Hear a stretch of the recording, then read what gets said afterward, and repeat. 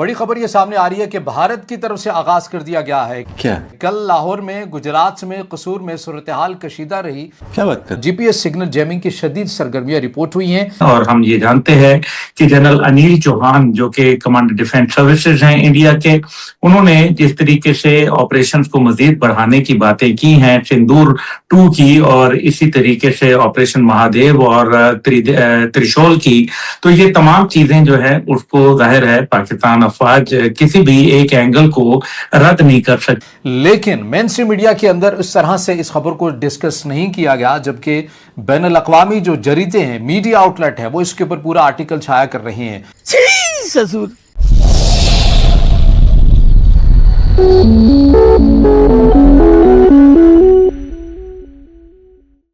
Foreign affairs में एक article शाया हुआ है पाकिस्तान और इंडिया का। उन्होंने 2025 का जंग का जो मंजरनामा है वो भी बयान किया है, माजी के अंदर जाने की ज़रूरत नहीं है। इस आर्टिकल के मुताबिक, क्योंकि इसको लिखने वाली जो एलिज़ाबेथ हैं, उनका नाम है, मुसन्निफ़ा का, राइटर का नाम है, उन्होंने लिखा है, उस तमाम जो सूरत हाल है बड़ी तफसील के साथ बयान की है। लेकिन मैं जो कुछ हो चुका है वह ज़ाहिर है वो तो आप जानते हैं कि 2025 के अंदर मई की जंग के अंदर क्या कुछ हुआ है, तो सब कुछ आप जानते हैं। लेकिन इस आर्टिकल के अंदर मुस्तकबिल का मंजरनामा खींचा गया है, जिन पॉइंट्स की तरफ मैं आना चाहता हूँ।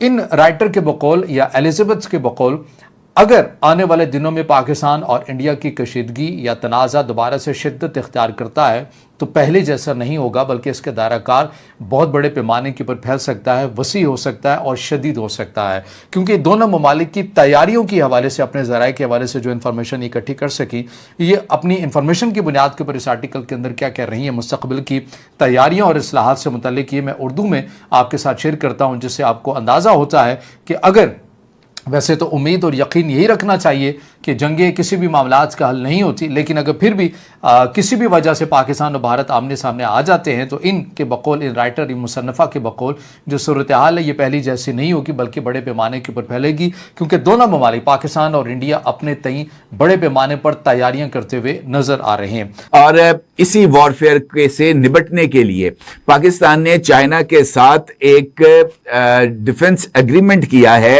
और उसकी मदद से पाकिस्तान ने चाइना से एक नया मिसाइल डिफेंस सिस्टम लिया है, जिसके तहत ये जो लॉइटरिंग ड्रोन्स हैं, कैमाकाजी ड्रोन्स हैं या स्टेल्थ ड्रोन्स हैं, उनको निशाना बनाया जा सकेगा। और इंपॉर्टेंट बात यह है कि महज ये जो ड्रोन शिकन निज़ाम नहीं, बल्कि इसके साथ साथ ऐसे रडार्स भी चाइना से हासिल किए जा रहे हैं जो कि एक्स बैंड के ऊपर काम करेंगे।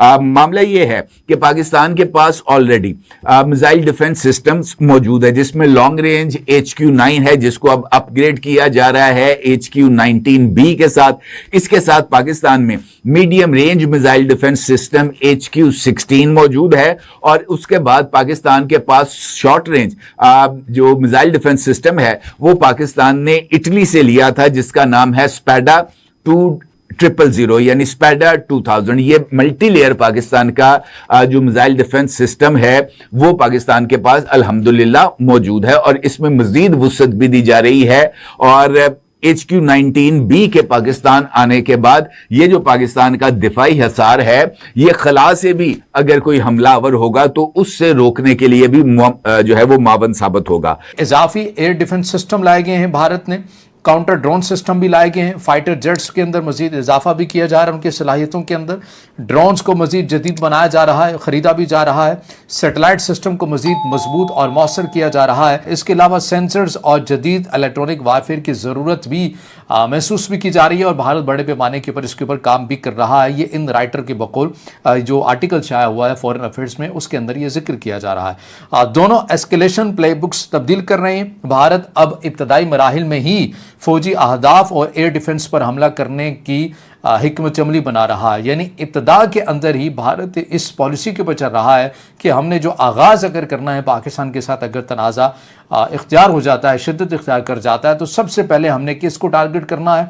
पाकिस्तान के दिफाई निज़ाम को टारगेट करना है। जहाँ जहाँ पर वो लगे होंगे पहले हमने उन्हें मौसर तरीके से करना है, फिर उसके बाद हम आगे बढ़ेंगे। इन मुसन्निफ़ा के बकौल भारत अब इस हिकमत अमली के ऊपर काम कर रहा है और इसके लिए जो कुछ उसको दरकार है इक्विपमेंट की बात में, वो हासिल भी कर रहा है।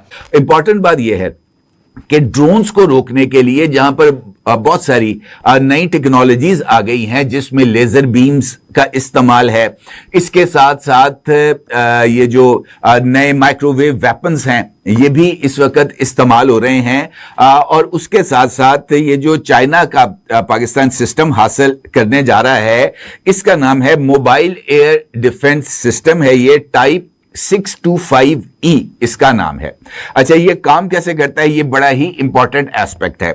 ये सिस्टम 3 बुनियादी कंपोनेंट्स पर मुश्तमिल है, जिसमें रडार्स हैं, जिसका मैंने आपके साथ जिक्र किया कि ये एक्स बैंड रडार हैं, और एक्स बैंड रडार्स ना सिर्फ ड्रोन्स बल्कि 5th जनरेशन तैयारों को ट्रैक करने के लिए भी इस्तेमाल होते हैं। और ये बुनियादी तौर पर ये जो बैंड्स हैं एक्स बैंड, ये हीट सिग्नेचर्स को फॉलो करते हुए अपने हदफ को निशाना बनाते हैं, यानी दूर से ही हदफ को पकड़ा जाता है।